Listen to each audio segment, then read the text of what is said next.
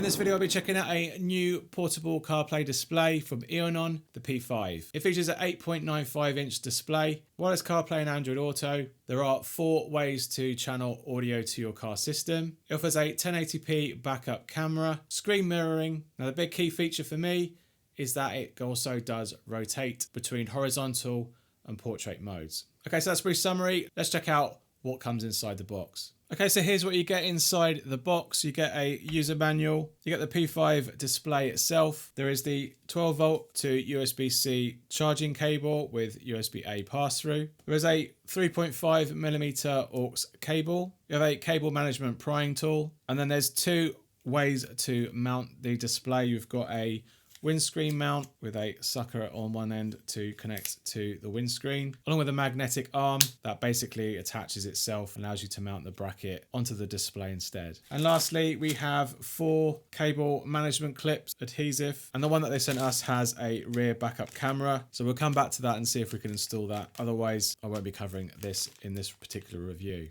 Okay, so looking over the display then, it is 8.95 inches in diagonal. There is some chunkier side bezels than there are in the top. Unfortunately, it'd be always nice to have it unified. It makes it look a little bit more pro. It's quite a thin display, which goes out to the more like the brains of the whole display itself. You've got the mounting section here on the back here with a speaker grill and what looks like either reset or microphone. It's got an R on it, so I assume that's reset. On the left-hand side, we've got a power button to power the display or wake and sleep the display if it's currently being powered, should you want to turn it off whilst in use. On the right-hand side, whilst looking at the back, we've got a couple of extra ports here. So we've got USB-C to power the display. You've got your backup camera ports to connect to. Then you've got a TF card slot for media playback. Then you've got auxiliary output to your car auxiliary port.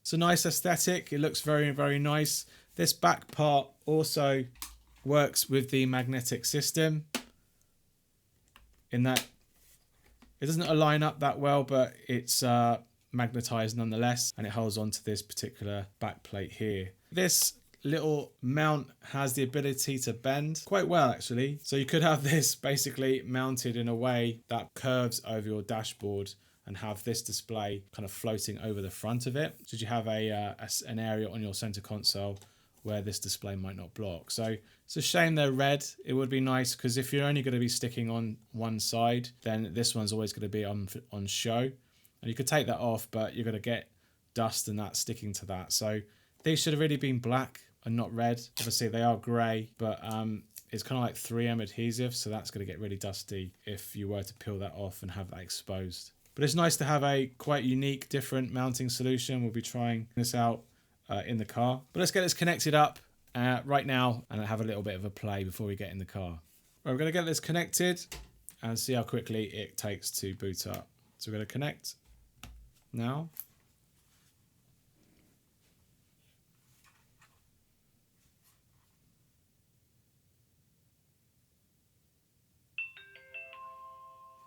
Now we're into the front screen. We're going to peel this off to reveal the main display. And we can see here that we've got a language option. So we're going to choose English, and we're into the main menu interface. So here we are in the main menu interface here. We've got a now playing tile, CarPlay and Android Auto, quick actions to AirPlay, choosing your audio output. We'll try out what Superlink is. It's probably Android version of mirrorcasting. And you've got settings. Got a bottom drawer here. Let's see if we can tap up here. You can't, so these are your Wi-Fi and Bluetooth connection statuses. Down below we've got power, so you can power the screen on and off, as well as that side button. Let's give that a go. That works. Brightness, we can bring that down a bit, so it's going to pick up on the camera a bit better. That's going to take you to the various connections to your phones. Then you've got volume of the internal speaker. And then here is where you will change between vertical and portrait mode. So we're going to do that, which is basically going to reboot the whole entire display and turn it into a portrait one. Here's the display now in portrait mode. Media tile up top, all the icons have been now pushed down below, and this bottom bar has now been reduced slightly, but all your options are still available. So although it's not a super huge tablet, It would be nice if it was like 13 inches. If you were to do it vertically, that would be quite cool. 8 is probably, can't really quite say if it's too small for a portrait screen at 8 inches or just near to 9 inches. Possibly a 12 inch like an iPad will probably look a little bit better in a portrait sense. So let's just go to the standard horizontal and continue with checking out the display. Okay, so we're back in. We're going to check out the audio options. So you've got speaker, Bluetooth audio, FM and auxiliary. These are all pretty much straightforward and pretty self-explanatory if you've seen the majority of my display videos on this channel. Let's check out Superlink. So this uses an app on the Google and iOS App Store and allows you to screen mirror from your phone, even though you've got AirPlay as an option as well as connecting your phone via Bluetooth should you want to not use it for CarPlay or Android Auto. So we've got CarPlay mode. So we're going to go to our Bluetooth section and look out for the option on the Bluetooth menu. We're going to tap that.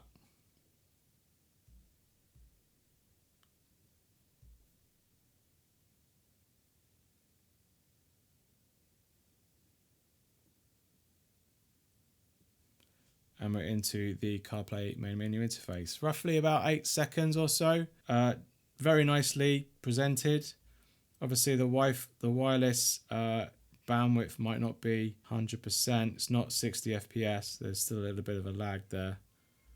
But let's give this a bit of a wiggle. And you've got this floating button to access brightness, volume, and also go back to the main menu. So let's go back to the main menu and just quickly go through settings. So we've got reminder tone. If we turn that off, that actually turns off the touch tone. So probably incorrectly labeled there.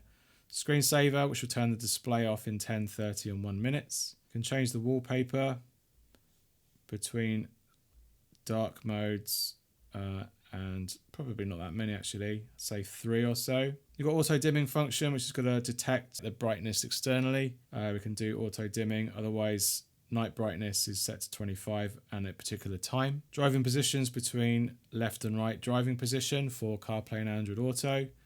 Change the language between these languages. Got assistive touch. I think that turns the menu button in CarPlay on and off. So we'll turn that off so it won't display in CarPlay. Clear connections for Bluetooth and Wi-Fi. Another toggle for screen rotation. Reset the whole display for factory and check out their firmware versions. We are connected to CarPlay, which unfortunately you can't fast track via this little button here. But that's general CarPlay in a nutshell. We'll try everything else in CarPlay once we're actually connected to the audio sources in the car. But it seems to run pretty well. Quite responsive generally, and that's CarPlay. So without that button now, you can use the smart screen home button to take us back to the main menu interface. Let's just quickly check out mirroring. So we'll go to AirPlay mode. So we're going to connect using 128, go into mirroring, enter smart screen, nicely, quickly and connected, and that's nicely fairly rapid. So once connected to AirPlay, you could do things like YouTube and any other app that doesn't have any kind of copyright restriction. But things like TikTok and YouTube should work no problem. But we'll test that once we get in the car, so we can test that lip sync alongside the audio as well. Let's just quickly check out what this Superlink is. Pretty sure it's going to be a similar way to mirror. So let's scan this QR code and see, at least on iOS, where it takes us. Takes us to this EV link. So here we add a device, head into the next step. Here we connect to the EV link. Swipe down from the top of the screen, go to screen mirroring. So now we're connected to EV link. So basically that's another way to mirror content from your phone to the display. Okay, so that's the quick internal look at the P5 display. Let's jump in the car now and see how well this all performs in both CarPlay and Android Auto as well as its audio modes. So I'll see you there. Right, so we're in a different vehicle today because my Cooper Born is basically a little bit too modern for this particular car type of display now. But I'm in my wife's car, which is a Vauxhall Astra 2013. As you can see here, we've got basically, she's got no CarPlay whatsoever. And we've got a very small display up here to do like radio readouts and things like that. We've got the main radio section here itself with the CD player and everything. You've got a 12-volt adapter down here to plug the display into. But first things first, we need to think about the mounting options and what's available to us for mounting the actual display of the P5. So we've got the P5 here ready to get plugged in. We're not chosen our mounting options just yet. So basically we're going to go in and look at the two mounting options. So the first is one that's very, very generic and very commonly seen. That's the windscreen mount adapter. So you've got some reach there, and you can either go this way onto the screen, or you can go that way onto the screen and actually have a shorter reach. Now that can go basically up on the screen here, and you can actually have the whole screen either floating or positioned onto the main dashboard at the top. But they've got their unique magnetized mount, which is a magnetizing round disc which attaches to the display and holds onto the actual display itself. Now I'm not quite sure on how strong this magnet is. I feel it's not as strong as I'd like it. You might get a very heavy jolt, it might come off, but I'm sure they've catered for that. Now this little arm here can be bent and manipulated how you like it, and the idea being is that you would use either of the two adhesive plates onto the top of the dash here, and then have either the display vertically or horizontally mounted lower down from the dashboard. So you're going to get better field of view over the top of the dashboard because you're mounting the screen lower. It's quite a small tablet to locate, so you could locate it off to the side there in vertical mode, or you could actually have it again mounted quite low on the dash and keep the horizontal mode. It really depends on what you prefer, and it also depends on your car interior. We're going to give this mount a go because it's something that I've not tested it before. I'm going to probably attach it roughly like so on top of the dash, and then this will either mount horizontally like so, or it can mount vertically with a little bit of manipulation of the mount like so.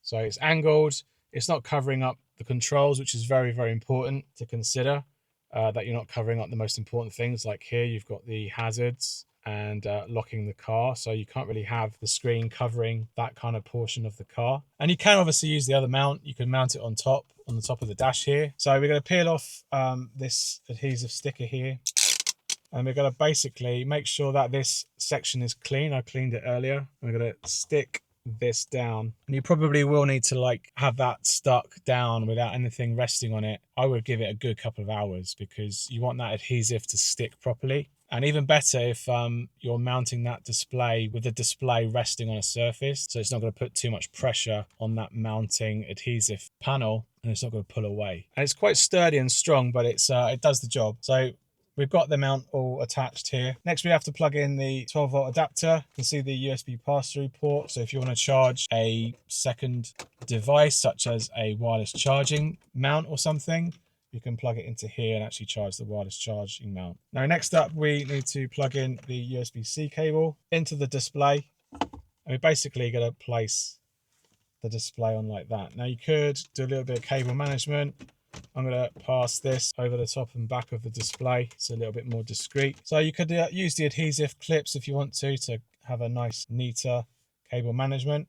But the fact that this is now sitting lower down than if the display was a lot further up, that's really good to see as well. Now, I am doing this with the adhesive only just being there a few minutes. So it's something I probably wouldn't recommend. I would have the adhesive stuck down without the display on for at least a good couple of hours. Next day, ideally, so that adhesive can really stick down. Let's fire it up. And the display kicks in fairly quickly. It's not the quickest I've experienced, but we've got all the controls here. So you're connected to CarPlay already. You can see how quickly that took. And now you can actually use CarPlay in your car. But the biggest issue now is how you're going to get audio to your car and come out your car speakers. So we're going to be doing that first with FM. So we need to go back to the main menu of the display. And then we're going to go to audio output and we're going to do FM. It's on 106. So we're going to go on our stereo here, although I can't see what I'm doing. But if I take the mount off just to show you, so I'm going to do 107.4. That's the connection at the moment, 107.4. So we're going to go to audio output, go to 107.4. Nice and quiet, locked in. Back into CarPlay, back into now playing. Gonna restart the audio.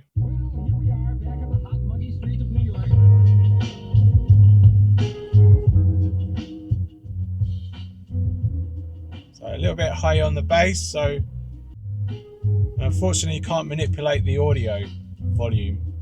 So it's at a certain level, which I think is probably a little bit too high. So the bass is quite loud. So that's something to bear in mind if you were to be using this with FM car stereo. Turning it down makes it a little bit more acceptable. You can see the playback time between the audio touch input and the audio sync. It's relatively good. The screen looks quite good as well. It's quite reflective. It's not a matte screen, so do bear that in mind in terms of where you position the screen. But as for navigation, that works fairly well considering it's running over wireless. Let's go into Apple Maps. Seems to work okay. Let's do a microphone test. Hi, this is Anthony from CarPlayLife.com, and this is an audio test using the Eonon P5 CarPlay display, and this is an audio test. Okay, that sounds really good to me. The microphone is actually quite good. The microphone is very close here on the top here, just in the bezel, so that's ideal location for it, and it actually looks quite discreet as well. Happy with that. Happy with the audio quality. Let's do a call test. Hello? Hello? Hello? Hello? Hello? Hello? Hello? Hello? Hello? Hello? Okay, the call quality, okay, not the best, but the delay isn't significant, so it's actually barely usable, I would say I would be happy with that. Okay, so that's CarPlay. So let's jump out of this and go into Android Auto. So we're going to tap on Android Auto. Okay, here's the Eonon profile. Going to tap that.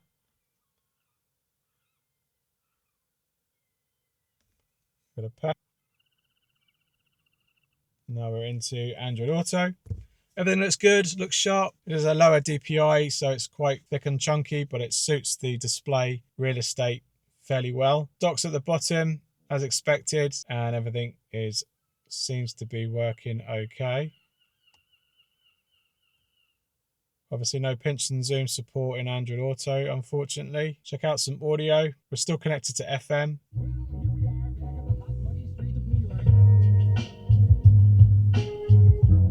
That sounds good again, but again, it is quite bassy on the signal, and you can't manipulate that through volume. But the feedback over touch is actually quite decent. It's nice and responsive. Let's do a quick call test. Hello? Hello? Hello? Hello? Hello? Hello? Hello? Hello? Hello? Hello? Okay, not too bad quality. In terms of the quality, it's very good actually, but there is a slight delay there too as well. And just generally happy with that if you don't mind that slight delay. Okay, we're going to stay into Android Auto now. We're going to come out of this and we're going to tap this button here to rotate the screen. This is now going to do a reboot. Now the portrait mode, now that we're in here, the power cable is pointing down, so probably be a good thing. And we're going to connect this up slightly to that mount, and now we've got it in our portrait mode just on screen there. And now into Android Auto, you can see here we've got a big panel here in Android Auto, two smaller panels for weather and the music panel. Tap that, you can go into halfway house, you can tap this, doesn't really do anything, but you do have the ability to manipulate, so you can actually have two nice displays there whilst you're driving. That's quite an advantage for vertical use versus horizontal. That's actually quite a nice way of presenting it. You can tap this to go back to its original position, obviously the apps as well. You can just tap that to bring that back. I would say portrait in Android Auto is actually quite nice actually. I like the fact that it takes up a lot more real estate than CarPlay, which you'll see in a minute. So it's a really nice way of displaying it. Well, let's jump out of Android Auto and show you CarPlay. Now, as you can see, we had less applications in landscape as we do now in vertical mode, which is more advantageous because it means you're swiping less to get to your most favorite apps. The home page is a little bit less real estate for the maps than Android Auto that we've seen, so that's a little bit of a detriment. And tapping that will take you back to the now playing screen, so it's not set up like Android Auto is, unfortunately. So a nice big display for music, really easy to navigate in portrait mode. But what we'll do here, we're going to go back to the home screen and you can see it all playing out there. You can't interact with that panel as you can with Android Auto. You've actually got to tap there and go full screen with the navigation. That's just how CarPlay works. It's nothing to do with the screen itself. It will always separate it in roughly this same ratio, unfortunately. So that's CarPlay in portrait mode, and I like it. Back to the home screen, it also manipulates everything and shows it in a bit more nicely presented. These icons are a little bit bigger now. This media panel, I wish you could turn off, just have time or something. That would have been a nicer addition. Whilst we're here, we can jump into auxiliary and get that cable set up, which this car does support. So we've got the auxiliary cable here. So we're going to take the screen off and connect up the auxiliary port on the back. And then down below, we've got an auxiliary port. So we're going to use that. The car's picked up auxiliary already. We'll jump back into CarPlay.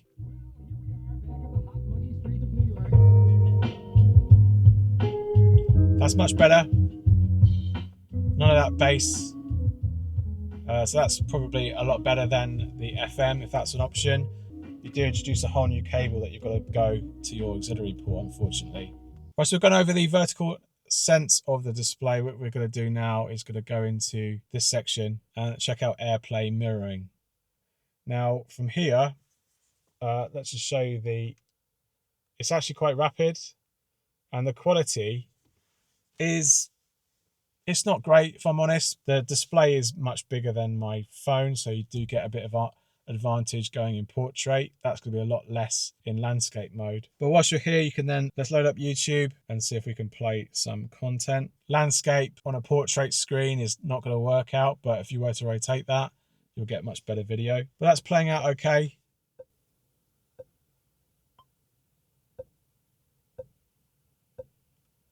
We can try that with some video sync in the car for a long period of time, or whilst you're waiting for your EV to charge.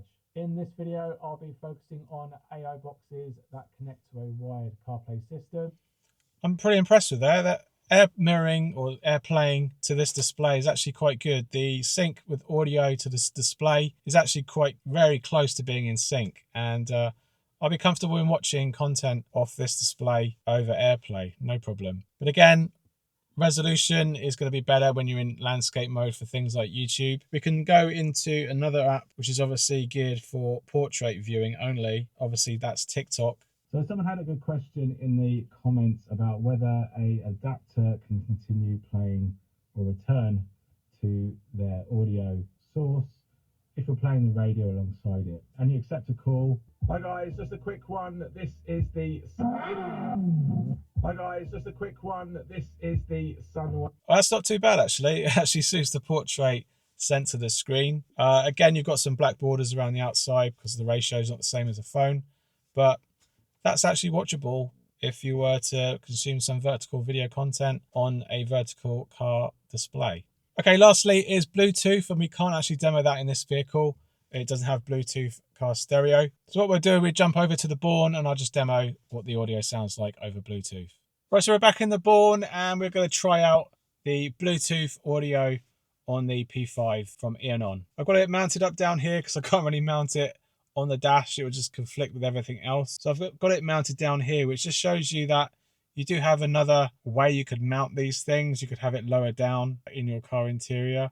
It's quite versatile, especially when it's in a portrait mode like I've got here. Now the Bourne doesn't have a 12-volt adapter, so I do have it powering right now from the USB port via using a USB-C to USB-A charging cable to power the display. So that's another alternative if you don't have a 12-volt adapter or you need to power the display in another way. You can use a capable USB-A or USB-C adapter or power unit to power the display. So we're going to come out of here that we're currently in CarPlay. We're going to go out of here and then we're going to go into our audio output modes. We're going to switch to Bluetooth audio and confirm. So that's going to reboot CarPlay and then get us back into the display. So if I were to play any audio, it's going to come from my phone. So now with us connected to the phone, what we can now do is connect the phone to the car system. So I'm going to do that. Every car system is going to be slightly different. We need to go into media, Bluetooth, change the source to Bluetooth, and we have it. So that's now coming from my phone to the car stereo over Bluetooth.